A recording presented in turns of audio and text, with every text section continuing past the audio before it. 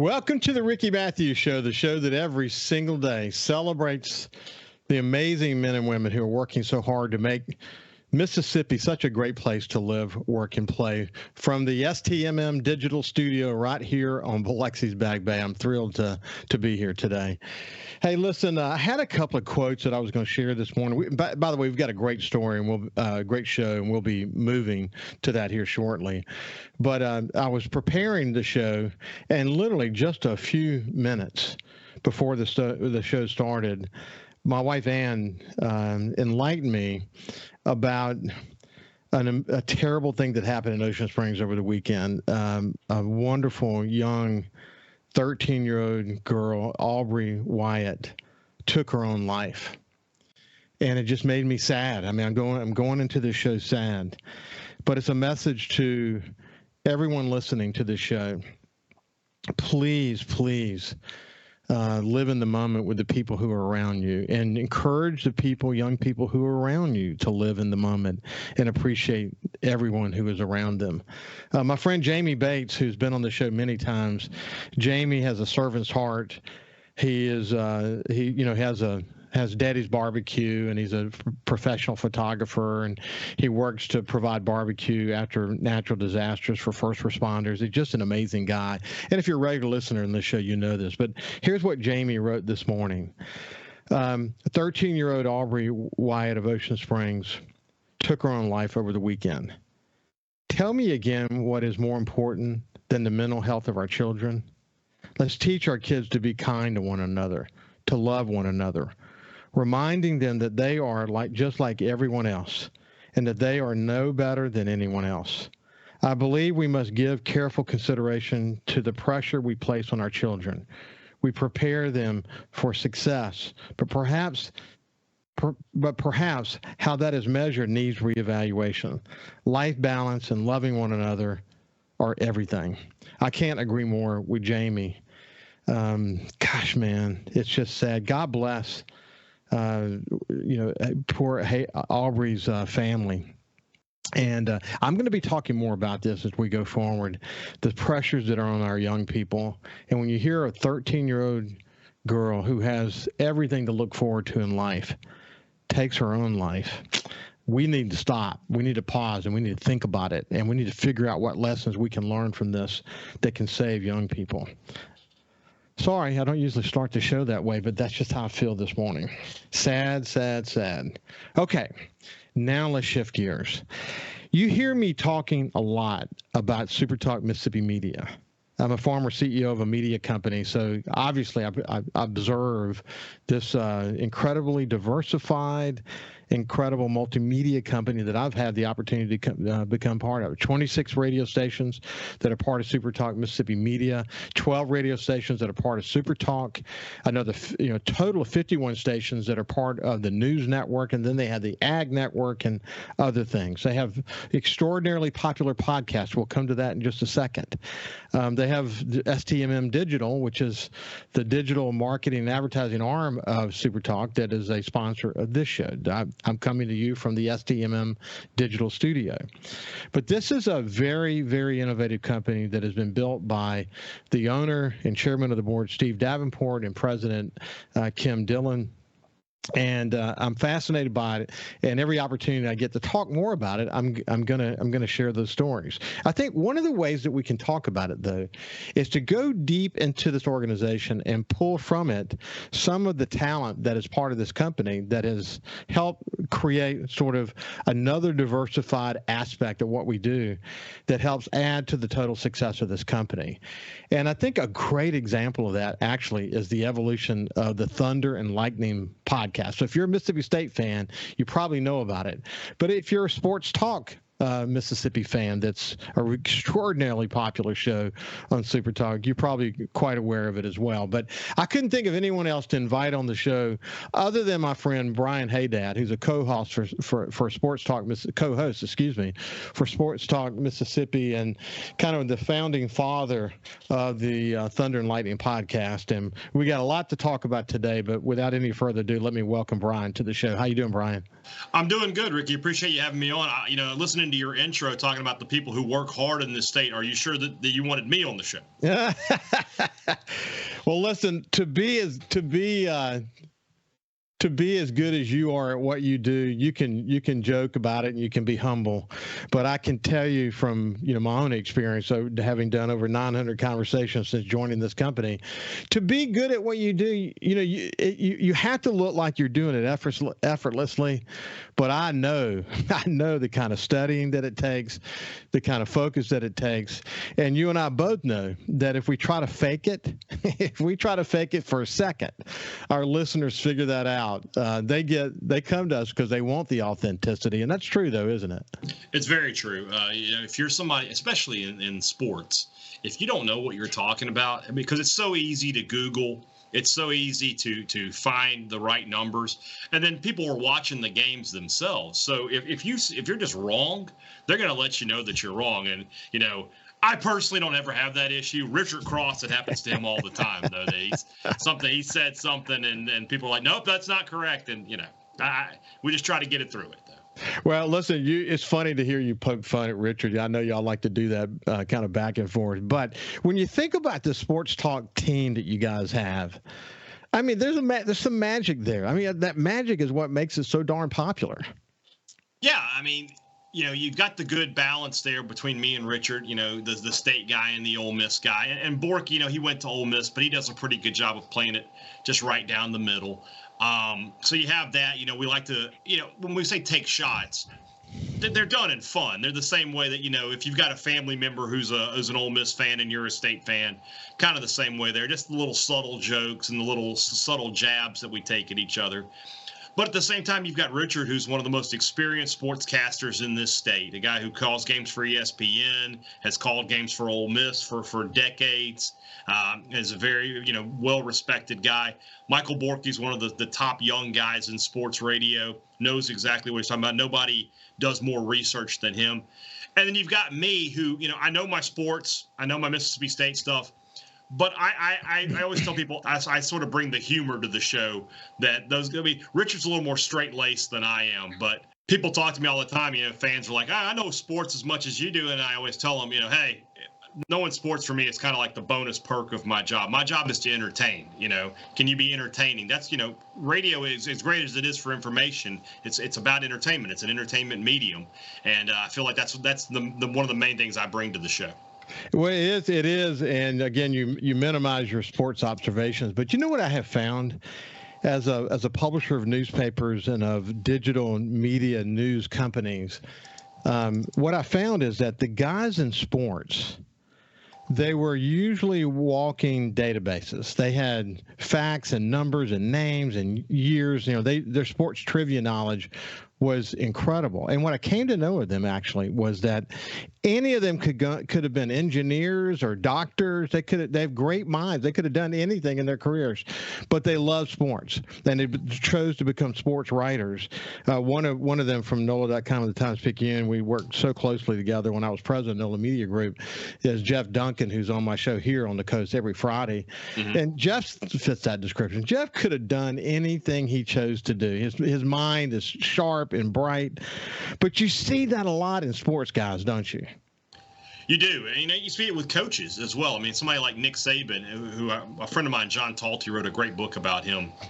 It's called The Leadership Secrets of Nick Saban, I believe. And he talks about how Saban was going to go and become a car salesman, but his then girlfriend, now wife, Miss Terry, had not graduated from college yet, so he didn't take that job, and he got a job as a grad assistant and became a coach. And I just think if Miss Terry had gotten out of college at that point, that maybe we wouldn't have had to deal with Nick Saban in Alabama all these past few years. But by that same token, I would be willing to bet that Nick Saban would be the president of General Motors by this point, because he's so super smart in everything that he does. So, the dumb jock stereotype only goes so far with a lot of these guys. And with people in the media, for the most part, I do feel that way. I feel like you've got some guys who could easily be writing about politics, writing about whatever, but they love sports, and that's why they decided to get into it. Hey, let's face it, Mike Leach could have been a philosopher. We'll talk a little bit more about him here shortly.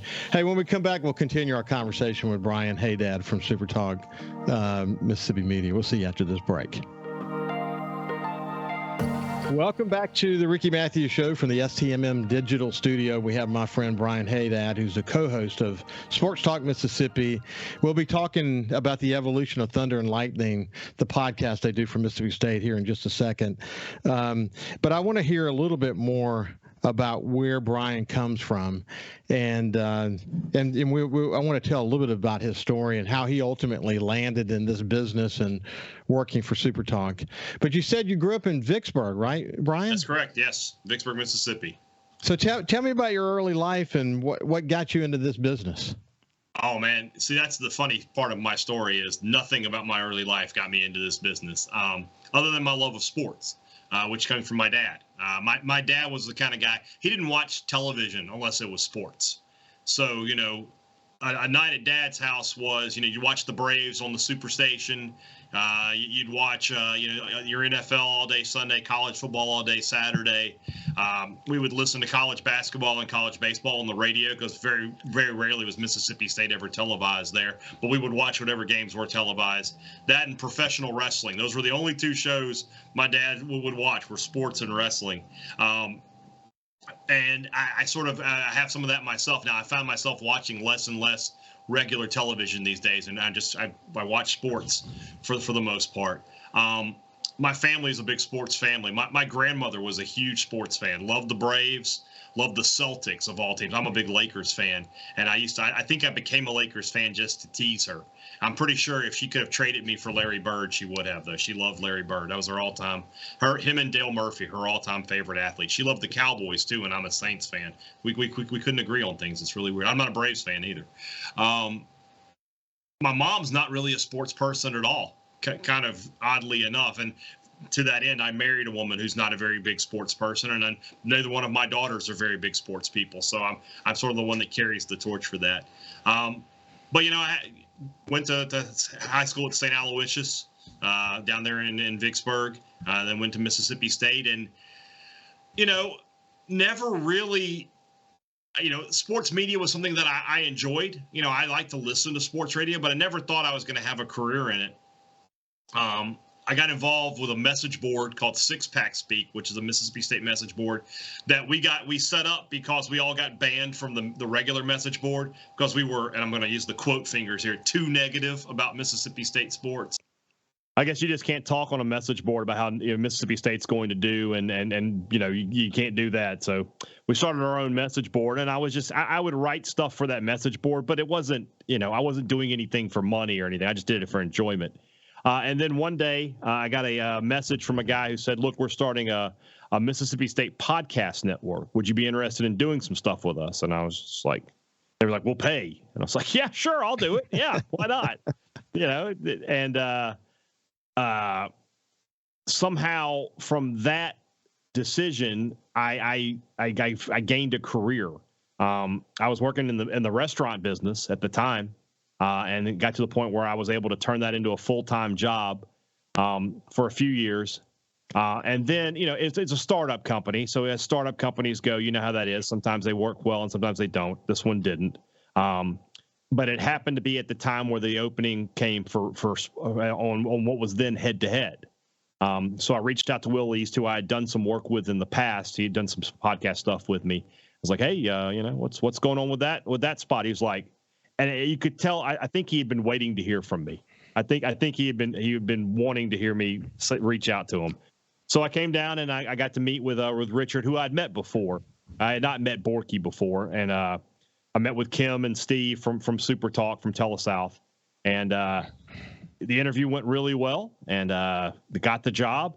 And when we started, my role was so different. It was just I was on the show for 3 segments a day. And all I talked about was Mississippi State. That was my job. I covered Mississippi State, so I would come on for an hour, do those segments, and then that was it. And then it became a little bit of, once a week, like, hey, can you do the whole show this week? Yeah, sure, I can do the whole show this week. Then a couple times a week, hey, can you do the whole show this week? And yeah, I can do that. And then finally it was like, okay, you're on the show every day for 3 hours. So it's like, All right. Hey, Brian, when was it that you were doing the message board? You remember the timing on that? Gosh, yeah, it's been 20 years this year. It started in 2003, right around the end of the Jackie Sherrill era, where Mississippi State was at a low point, and people wanted to talk about that, and they couldn't do it on the main Mississippi State message board, so we created a new one, and now that it's kind of funny how things come full circle. That message board is now the On3 Mississippi State message board, which is one of the top, sports media companies in America. Hey, what's interesting, though, about that timing, of course, I became the president publisher of the Sun Herald in 2001 and was part of Knight Ridder. And Knight Ridder owned a bunch of second largest newspaper company in America. Yeah.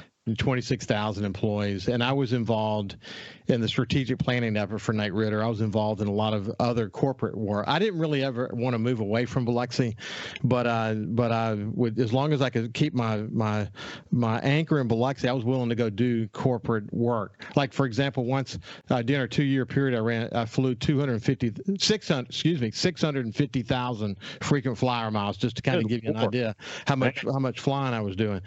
But that time means a lot to me, and the reason I bring it up is simply to make the point that you were really on the cutting edge. I mean, this technology was just beginning to kind of evolve, and people were starting to understand, wow, when you start to think about the internet and its ability to sort of capture people of interest in these buckets over here, as it related to Mississippi State, for example, that evolution was happening.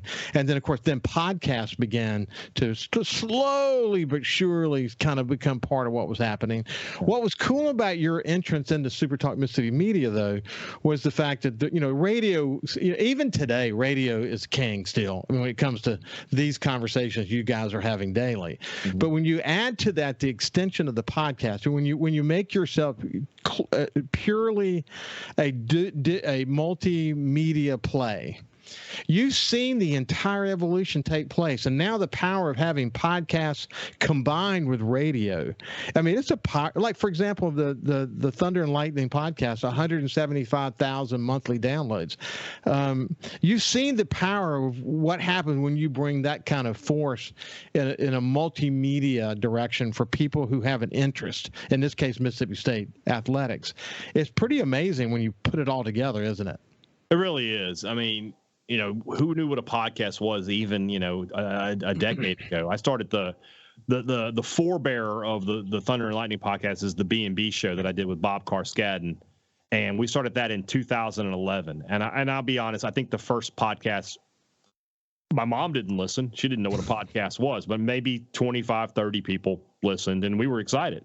And it just grew and grew. And now, like you just mentioned, Thunder and Lightning has been a top 5 podcast in the sports news category for most of the year. We were as high. Just last week, we got to number 2 behind the Andy Staples show. And Andy Staples is one of the top college football writers in America doing a podcast. So to be right there with him, he covers national college football. He has national figures on his show. I'm a Mississippi State guy. All I've got is Mississippi State stuff, and that shows you the popularity of Thunder and Lightning, and it's been really good to us. And with SuperTalk, now they have the Eagle Hour, they have the Rebel Report. We have for the new one from D2 to 3 and D3 that JT Mitchell is hosting. Sports podcasting. People like SportsTalk Mississippi because they like to hear about everything. But when it comes to podcasting, I feel like people want their niche. They want to hear about their team, and when they're listening to a podcast, they don't want to. I don't think as much as they want to hear the national stuff. So it works out really well. And SuperTalk is a great platform, obviously, for podcasting and for digital media. It really is. It is, and that's why I think there's a sort of a two-edged sword in this conversation. One is we get the opportunity to get to know you better, and the fact that you're not only a great entertainer, but someone who's sort of watched this multimedia evolution in our industry and have really played ball in it in a very serious way. And we get to learn a lot more about our company and how this diversification of this company has led to growing a company that is really, I believe, built to last. When you think about the Thunder and Lightning podcast and also just sports talks in general. It, as I mentioned to you before we started the show, it's almost like surreal in a way to think that we're entering a football season without Mike Leach. It's when you think about that we're entering a football season without Mike Leach, what goes through your mind? Well, having covered him for the past 3 years and having gotten to know him, I don't know if your listeners know this. The night before he passed away, he was in my home. He came to we host an annual Christmas party, and we brought him in. Hey, Brian, why don't we do this? Because this is an important story you're about to tell. I didn't realize we were at the end of this segment. When we come back, we'll talk about Mike Leach going into this year without him, and we'll look back with Brian Hadad about this unique relationship he had with Mike Leach. We'll see you after this break. From the STMM Digital Studio, the digital marketing and advertising arm of SuperTalk Mississippi Media, I'm thrilled to have my friend Brian Hadad, someone I've been really looking forward to catching up with. He's a co-host of SportsTalk Mississippi, and as we were discussing in the last segment, he was there for the evolution of Thunder and Light, and he was there for the evolution of podcasting in America. And as a result of what they've done, 175,000 monthly downloads, pretty amazing to think about it. One of the top podcasts in America, for that matter. It's pretty amazing story. But when we went to break, we were talking about Mike Leach and the former coach of the late great coach of Mississippi State football, what it was going to be like to go into a season, and what Brian was about to tell is the story of Mike Leach was actually at his house the day before he died. So let's talk about that a little bit. Yeah. Like I said, I wouldn't say Mike Leach and I were close friends by any stretch of the imagination, but obviously I knew him. And when we have this Christmas party every year, I invite everybody, in the city, everybody I know in the city of Starkville gets to come to this thing. And he had come from practice and he showed up, and I couldn't believe what happened, because the night before he was joking around with everybody. He was eating cookies and candy and talking about how next year he was going to schedule practice differently so he could make sure he was here for the whole. And it was Mike Leach. He's telling stories and everybody's taking pictures with him, and he's having a great time.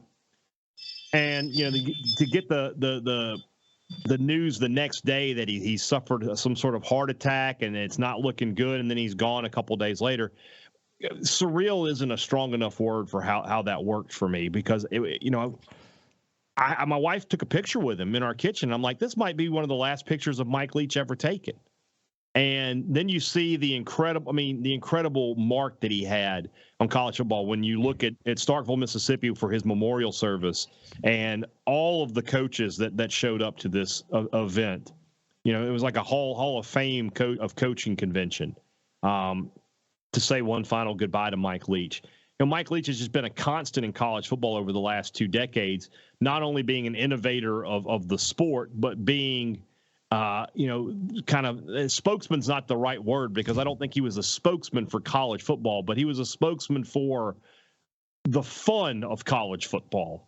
And, a guy who, when we talk about march to the beat of your own drum, he had his own drum line. He had a whole band playing for him at times. And you never knew what you were going to get with him. I recall one of the last press conferences I covered at the Alabama game, where he's trying to make a point about his receivers not catching the football.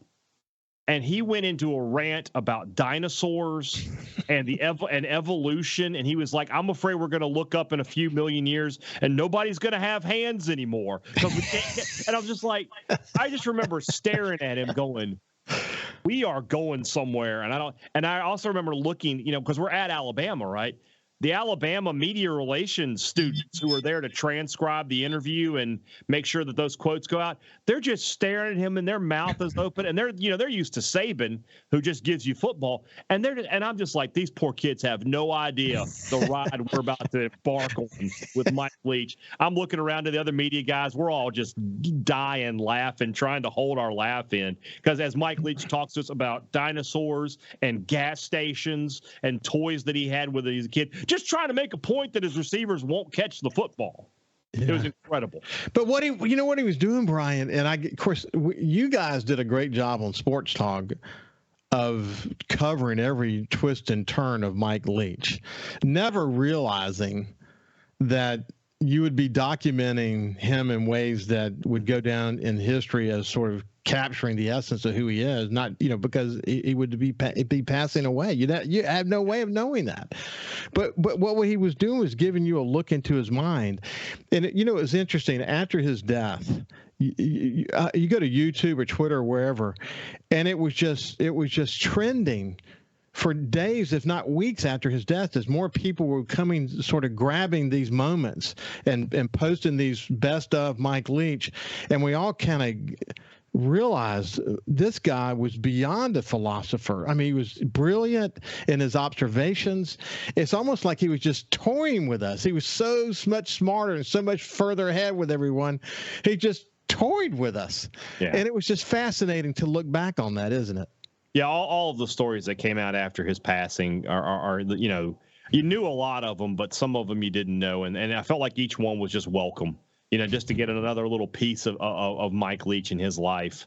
You mentioned SportsTalk Mississippi. One of our first interviews with him, we said something to him about, how he got started. And literally, it turned into a list of every place he had ever lived. He told us, and he had lived in a lot of places. He mentioned, he said, did a few years in Helsinki, Finland. And I was just like, wait, what? He coached football in Helsinki, Finland. Like, how? And just the man lived an incredible life. It's the kind of life that if you wrote a book or made a movie about it, it would be too unbelievable. Well, listen, I got a couple of quotes, and you can comment about this if you want.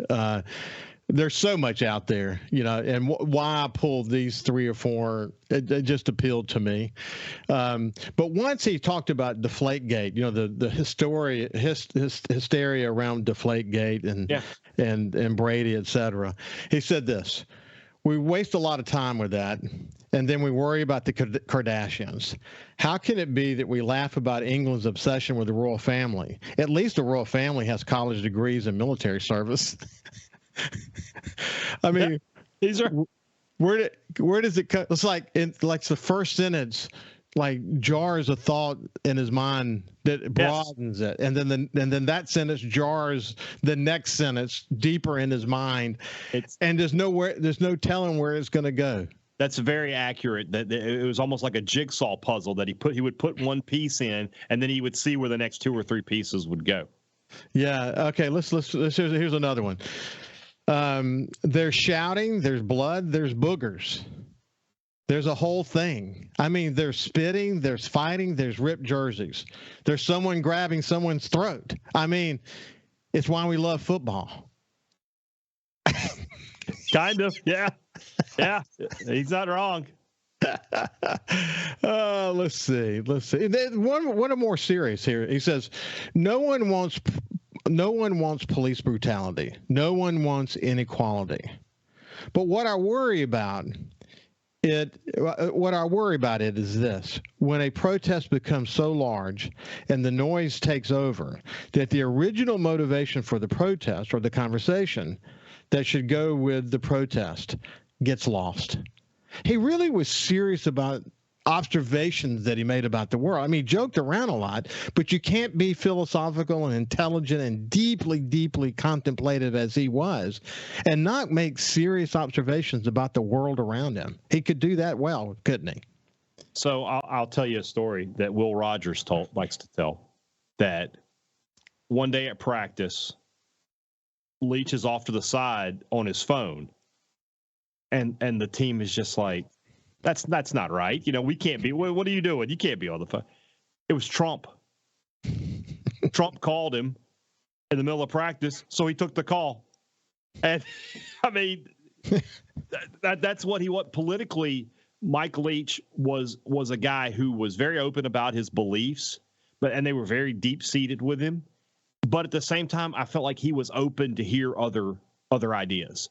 Sometimes in politics, you get some people who are just so locked into what they believe, they'll never listen to anybody else. Mike Leach wasn't that guy. Somebody asked a question. We do a weekly mailbag on our podcast, and somebody asked, if you could go back in time and have a conversation with anybody, what would you do? And I thought about Mike Leach, and I said, if we could go back to that Christmas party, I would be willing to bet if I started a conversation with Mike Leach, do you believe in time travel? He would listen to me. He would want to hear what I had to say. And if I said, look, you just need to trust me. We got to go to the hospital. We're going to stay the night there. He would do it, I think. He'd be like, all right, I'm in for the ride. Because he was just, he liked to question things. That was Mike Leach. He liked, and that goes to football too, because he grew up at a time where it was all run the football, 3 yards in a cloud of dust. And he said, why? Why do that when we can do this? And he invented the air raid offense. So it's a really an incredible story. Coming back to this notion of his desire, his passion for speaking freely. He felt so strongly about free speech. He said, as long as it wasn't going to cause a riot, you should be able to say what you want to say, and he lived by that. He once said this: "Well, you're going to be dead in 100 years anyway, so live dangerously." Yeah. Coming back to your point about time travel, he did think a lot about perspective. When you look at where we are in our lives in the perspective of history. Gosh, we're just such a small part of it. Yeah. Last word before we get done with this segment. I'll miss Mike Leach. I like Zach Arnett. I like where Mississippi State's going with this football program, but there was something about being able to cover Mike Leach that I knew other people were jealous about. In the media. So I'll miss the guy. He was a good guy, and if I had one regret, I wish I'd gotten to know him a little bit better. Yeah, and that's something. I wish I'd have paid closer attention myself, to be quite honest with you, just as a fan. Hey, when we come back, we'll continue our conversation with co-host of Sports Talk Mississippi and the guy who's part of the evolution of Thunder and Lightning podcast for Mississippi State, Brian Hadad. We'll see you after this break. Welcome back to the Ricky Mathews Show from the STMM Digital Studio. And, we could do a bunch of shows with Brian Hadad, the co-host of Sports Talk Mississippi, because Lord, there's so much history that's inside the sports culture of Mississippi. There's so much to talk about. There's so much to celebrate. There's so much to contemplate about, like the conversation we were just having about Mike Leach and the impact that he's had on sports enthusiasts really around the world. I mean, that if you go look at the people that were touched by this focus on him in this moment of his death, and the people who were inspired by that. I mean, I think a lot of people had the conclusion that we said at the end, as Brian said, wish he would have talked to him more. And I, as a fan, I wish I'd have paid more attention to him. One of the interesting case studies, it's not something you cover, but I know you have thoughts about it, is Deion Sanders going to Colorado. I paid close attention to him when he was at Jackson State. I've always been someone who sort of followed him, but talking about someone who's used digital media, multimedia, digital media to make their points and to show who he is as a person to the core, that is going to be a fascinating, that story is still being written, but that's going to be a hell of a case study, isn't it? It really is. And, I think it's unique. I don't think it's a situation where you can just go pick up a former player and he's going to automatically be successful because he was a former player. I think that Deion is a very unique character. Now, he made a great choice at Jackson State because that's a program that's always been a bit of a power in the SWAC, going back to the days of W.C. Gordon and Big Daddy Carson. And he was able to walk in there and get the right players, but he's embraced the right things about college football right now. The transfer portal is the thing of the future. It's not even the thing of the future. It's the thing of now. Yes. If you're not taking advantage of that, then you're not winning football games. NIL is another thing. My buddy Charlie Winfield, who runs the Bulldog Initiative, NIL, he says it stands for not into losing. If you're not into NIL, if you're a person who's like, well, I don't like that, what you're saying is you don't like winning football games. So Deion Sanders embraces that. And he made some smart coaching hires. The addition of Sean Lewis to that staff, that guy's a brilliant offensive mind, and you got to see what he could do. And then on top of that, though, I think Deion Sanders is just a good coach. He's a good motivator.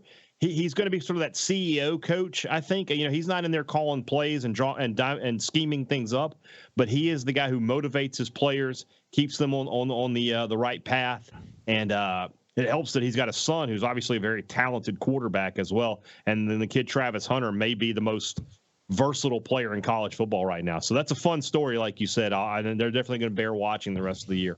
In a lot of ways, though, we're just coming off that conversation about Mike Leach, but in a lot of ways, Deion Sanders is sort of a new cut of Mike Leach, because he's philosophical. Listen, has anyone ever doubted his intelligence, his emotional intelligence, his talent as not only as a player but as a leader?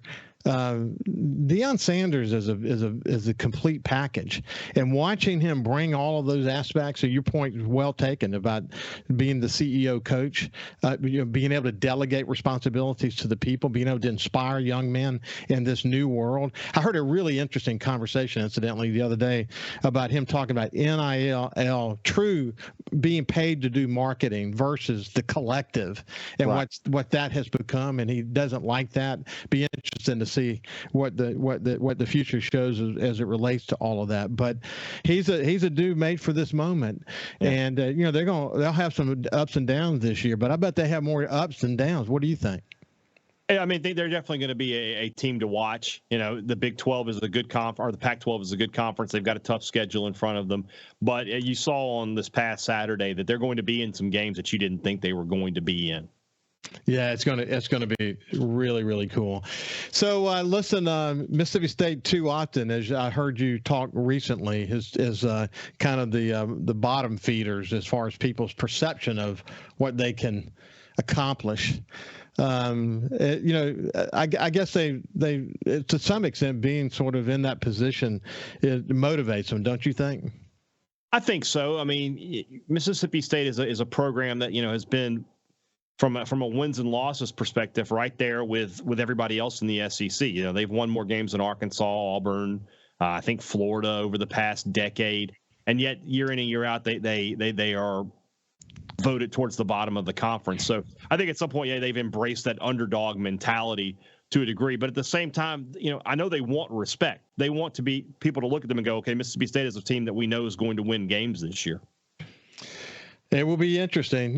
One other thing we could have talked about that we don't have enough time to really delve into, but the baseball program at State had stellar years, and you think about Ron Polk and his tenure there, sort of the father of SEC baseball. He was a philosopher mostly. I actually went in to try to understand what did Ron have to say versus what did Mike have to say. Mike was the worldly philosopher. Ron was more the baseball philosopher. He was very much stuck to his knittings that are related to that. But unfortunately we had time to get into all that. But the next time we get together, we'll explore baseball and some other aspects of the sports conversation as it relates to Mississippi State. But it's been a pleasure to spend some time with you, Brian. Hey, really enjoyed it, Ricky. Thanks for having me on. You bet. This has been Brian Hadad, the co-host of Sports Talk Mississippi. If you're a Mississippi State fan, you have not downloaded the Thunder and Lightning podcast, you'll be glad that you did. So that's your tip of the day coming from me. Listen, have a great day, and we will see you tomorrow.